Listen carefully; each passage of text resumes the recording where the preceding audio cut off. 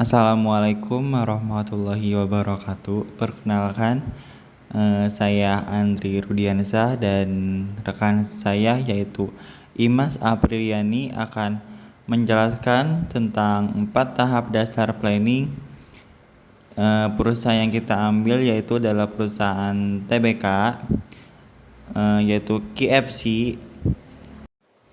Nah, selanjutnya kita akan menjelaskan tentang sekilas KFC. PT Fast Food Indonesia (TBK) didirikan oleh keluarga Gelael pada 1978.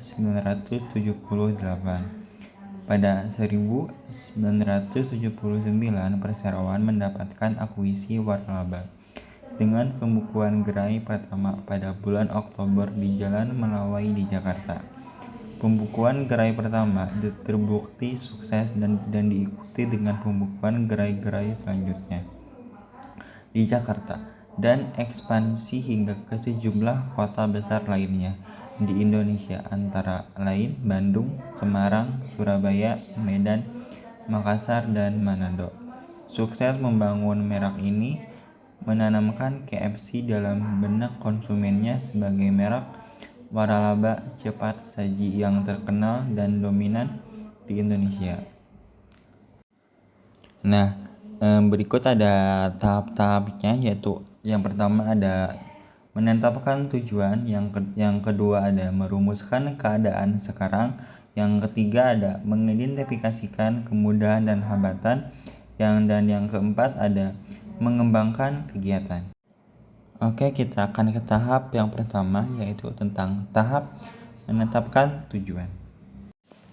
Nah, tahap menetapkan tujuan bisa dirumuskan dalam visi dan misi, yaitu visinya selalu menjadi merek restoran cepat saji nomor 1 di Indonesia dan mempertahankan kepemimpinan pasar dengan menjadi restoran yang termodern dan terfavorit dalam segi produk, harga, pelayanan, dan fasilitas.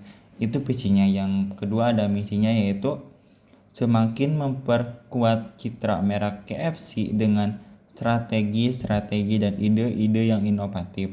Terus meningkatkan suasana bersantap yang tiada bandingannya dan konsisten memberikan produk layanan berkualitas mengikuti kebutuhan dan selera konsumen yang terus berubah. Nah, maksud dari menetapkan tujuan ini tuh adalah kita harus menetapkan tujuan akan suatu bisnis yang akan kita yang akan nanti kita realisasikan ke depannya. Nah, mungkin tujuan dari ini tuh adalah untuk untuk memberikan atau untuk meningkatkan suasana bersantap yang tiada bandingannya dari konsisten memberikan produk, layanan, serta fasilitas yang selalu berkualitas. Mungkin tujuannya itu seperti itu. Nah, selanjutnya ada tahap yang kedua, yaitu adalah tahap merumuskan keadaan sekarang. Nah, merumuskan keadaan sekarang itu tuh adalah maksudnya itu adalah kayak keadaan si KFC sekarang itu seperti apa. Contohnya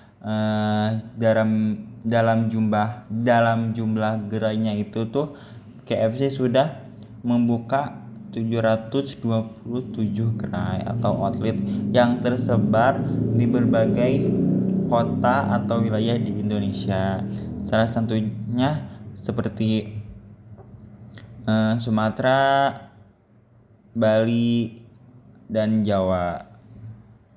Nah, selanjutnya merumuskan keadaan sekarang itu tuh bisa direalisasikan dengan pendapatan yang didapatkan oleh KFC, seperti pendapatan tahun 2022 yaitu dari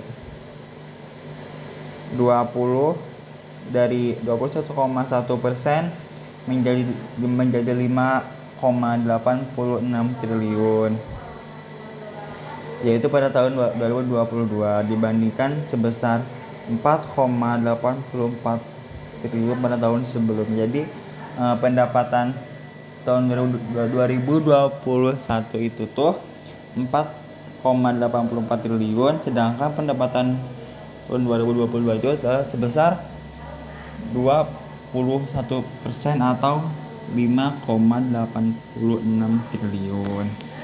Terus selanjutnya di sini ada jumlah aset yaitu 3,82 triliun, ada laba rugi bersih yaitu sebesar 77,45 triliun. Selanjutnya ada jumlah liabilitas ada 2,76 triliun. Terus ada jumlah ekuitas yaitu 1,6 triliun. Selanjutnya ada jumlah karyawan yaitu sebesar 15.075. Nah, selanjutnya di sini juga ada daftar keanggotaan asosiasi, yaitu ada Perhimpunan Hotel dan Restoran Indonesia atau PHRI, ada Himpunan Peritel atau Penyewa Pusat, ada Perbelanjaan Indonesia atau HIPINDO, ada Asosiasi Emiten Indonesia atau AEI, ada Indonesian Hotel and Restaurant, ada Association atau PHRI, ada Retailers atau dan Tenant of Indonesian, dan ada Shopping Center Association atau HIPINDO, dan terakhir ada Indonesian Issue Association atau AEI. Nah, terus KFC ini pun mempunyai kantor pusat yaitu ada satu, terus ada kantor regional ada 9, dan jumlah gerai 746. Mungkin segitu presentasi dari saya. Presentasi selanjutnya akan dijelaskan oleh rekan saya yaitu Imas Apriyani, dan saya persilakan. Yang ketiga yaitu mengidentifikasikan kemudahan dan hambatan. Dalam membangun sebuah usaha pasti ada kemudahan dan hambatannya. Nah, kemudahan yang sekarang sudah dimiliki oleh KFC adalah yaitu memiliki banyak cabang di Indonesia. Produk KFC juga sudah terkenal oleh penduduk Indonesia dan emang cocok di lidah orang Indonesia gitu. Perusahaan KFC juga multinasional, jadi KFC tidak hanya ada di Indonesia, tapi juga ada di berbagai negara lainnya. Nah, produk ayam goreng banyak digemari masyarakat Indonesia juga, karena emang ayam itu kayak udah biasa kita konsumsi sehari-harinya, apalagi ayam goreng dengan menggunakan tepung gitu kan, fried chicken. Terus menyediakan pembayaran melalui QRIS. Nah, sekarang pembayaran di KFC sudah bisa menggunakan QRIS atau transfer melalui e-wallet begitu. Nah, dalam membangun usaha juga, KFC juga dapat hambatan-hambatan nih pada saat mau mempromosikan atau menjual produk dagangannya. Nah, hambatan yang KFC terima antara lain yaitu banyaknya kompetitor atau pesaing makanan cepat saji, seperti contohnya McDonald's sama Hokben.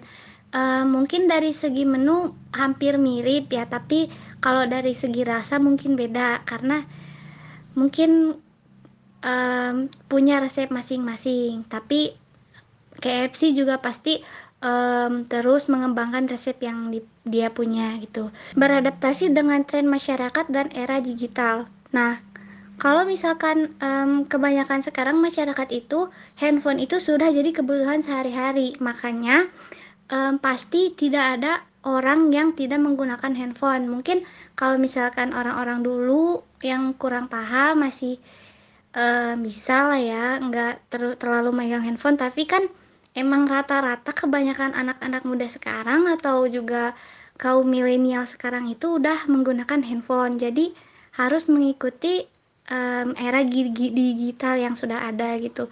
Terus isu yang mengatakan produk KFC mengandung bahan haram.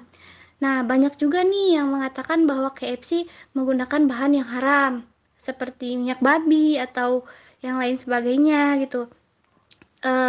Jadi KFC juga berkolaborasi dengan tim kesehatan dan tim MUI juga gitu. Jadi KFC punya sertifikat halal yang menunjukkan bahwa makanan mereka itu halal untuk dimakan.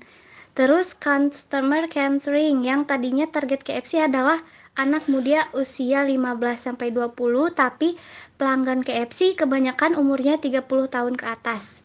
Nah, jadi untuk pelanggan KFC ini masih di atas 30 tahun gitu. Jadi anak-anak muda zaman sekarang itu yang umur 15-25 itu masih kurang minat gitu kepada KFC. Jadi KFC harus bisa lebih menarik pelanggannya lagi, ya hambatannya dari situ. Terus juga kerugian yang dialami oleh KFC pada saat pandemi COVID-19. Pada saat COVID-19 kan kebanyakan juga usaha-usaha itu banyak yang bangkrut gitu ya, karena emang pelanggannya nggak ada gitu, karena di lockdown atau juga dirumahkan ya. Jadi semua kegiatan sekolah atau pembelajaran, terus juga kerja juga banyak yang diberhentikan dari pekerjaan, sehingga pendapatan KFC dari customer-customer juga menurun begitu. Nah, tahap keempat yaitu mengembangkan kegiatan. Nah, KFC juga mengembangkan kegiatan nih supaya usahanya gimana sih usaha ini biar bisa lancar terus sampai ke depannya. Yang pertama yaitu KFC memperbanyak menu paket murah sehingga dapat menarik konsumen. Nah, paket murah ini jadi kayak kita mau beli makanan tapi udah ada paket-paketannya. Ini paket A, B, C yang harganya segini, segini, segini. Jadi kayak udah diatur aja gitu. Jadi kalau misalkan kita mau beli tinggal milih.